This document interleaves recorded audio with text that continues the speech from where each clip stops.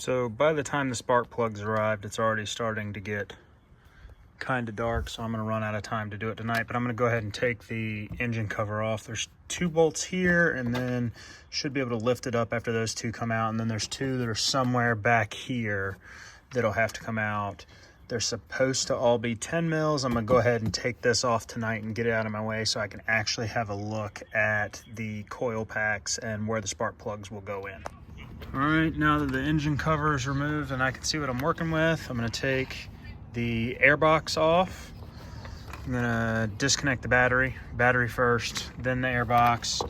I'm also probably going to clean the mass airflow sensor while I'm here because it's right there, and I may as well go ahead and pop it off while I get the air box off. But I need the air box off so I can clear some space, because the first coil pack sits like right there, and they're all in behind these wires. So I'm gonna pull some of these like connections loose on these wires where they're all like strapped in to be able to get to the coil packs on this side. I'm gonna start on this side because supposedly it's the harder side, and I would rather start on the harder side.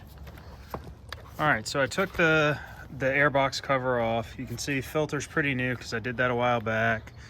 And now you can kind of see that's the first coil pack. There's still this big wiring harness in the way here. My plan is to disconnect this when I get to this one so I can kind of pull it out of the way, and I'm gonna do the same thing back here and disconnect this one because there's one more coil pack back there, but I think I can get to this first one as it sets. All right, a little bit of a fight, but coil pack number 1 out. Let's see about getting in there to get that plug out. All right, plug number 1 out. It took a lot of extension. I think that's probably 18 inches of extension to get down in there to get that plug out. All right, second one is out. Second coil pack's out. It's that one there. To do that, I had to disconnect this hose that runs to here, and I also disconnected the hose that runs to here. It's right here. And I also took out the 10 mil. You can see the bracket hanging.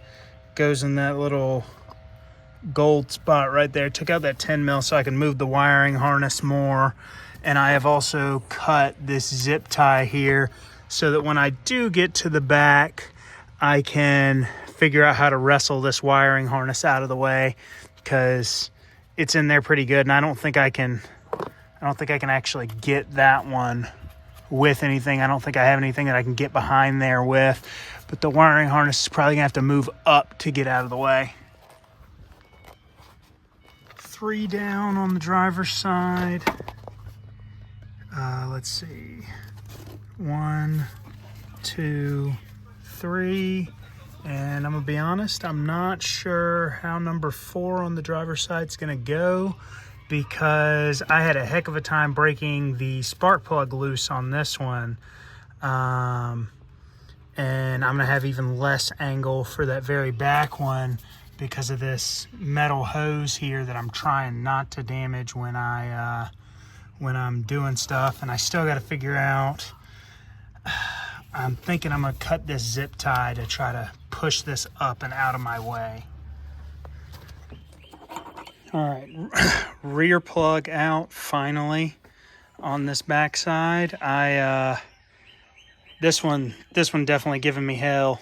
I tried to jack it up and come at it from the bottom to get the coil pack off. As you can see, my gloves ripped to crap. Tried to jack it up to get the coil pack off, to get the coil pack connector off, because it was heinously stuck on there. Ended up not being able to get it off from the bottom. Ended up going and getting a step stool so I could get more angle and be like way over the top in the engine bay, instead of doing it from the ground. And managed to get it out, managed to get the 4th one out.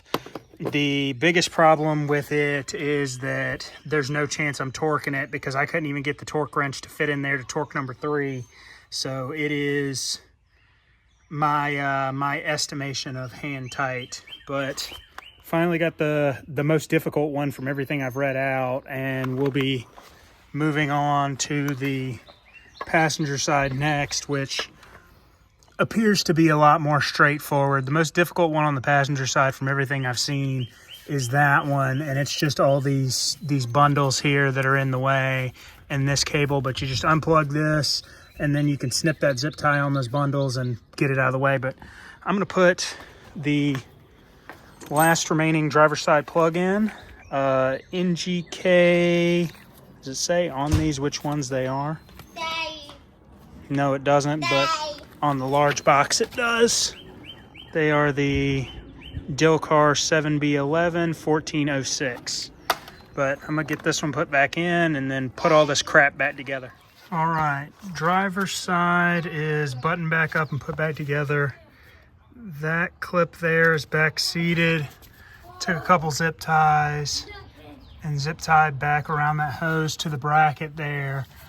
Hose is reconnected, everything's back put together on this side aside from the air box. And I suppose I may as well go ahead and do that since I'm done working on this side. All right, so while I'm under here and I'm working, this is the mass airflow sensor. It reads how much air is coming in through your intake and going into the engine. It helps with the fuel air mixture. I'm gonna take this off and clean it with some mass airflow spray because the car tends to have like a little funky idle sometimes. It doesn't feel like transmission. It definitely feels like it's an air intake problem. I haven't hooked it to my scanner, but I'm gonna pop that out and clean it real quick. It's just 2 Phillips screws, and then you clean it with a can of compressed, like legitimate mass airflow cleaner. So I'm gonna pop that out and clean it and show you that as well. All right, sensor is removed. CRC mass airflow cleaner. I've got a bottle from doing my own truck when it was giving me fits a couple months ago. You can see there's a little gap in there. You just shoot it in there. And really you can hit the whole thing. It's not bad for it. It's not going to hurt anything. You can hit the whole thing and then you just let it air dry prior to reinstalling. So it'll be a few minutes before I put it back in, but really it's just those 2 screws. You just slide it in the slot, put the 2 screws in, and then put the power plug back in. All right, like previously discussed, this one's the one that sucks the most supposedly, so we're gonna start there. I'm gonna unplug this. I'm gonna pull my dipstick and I'm gonna see if I can get to it without having to cut that wire tie. If not, I'll cut that zip tie and move those out of the way, and then I'll just put it back when I'm done. Turns out I did the easy side first, and the coil packs on the driver's side decided to start disintegrating as I was pulling them out. As you can see, some of them came completely into pieces. Some of them just lost the boot that seats over the plug, but I ended up having to replace 3 of them. So in yesterday's disastrous spark plug replacement, I lost 3 coil packs. As you can see, they're missing the little interior pieces, and this one just came into pieces altogether. Luckily, Rockauto got them to me super quick because I couldn't get them in any of the parts stores here locally. And this car requires 2 different types of coil packs. These are the back ones. This is the front one. The 2 front cylinders on both sides and the 2 backs on both sides require this. So as you can see, a little dielectric grease, so hopefully they don't melt and stick like the other ones. But replacing these 3 front coil packs on the passenger, or 3 coil packs on the passenger side, this is the very front one, and these are the 2 back ones. And hopefully, once those are replaced, everything's good and we're done with this repair. This is the pick I had to use to get the broken pieces out so that the spark plugs could be removed and the new ones could be installed. And once the new coils were put on, the car ran fine and is currently running fine, probably 400 miles later at this point.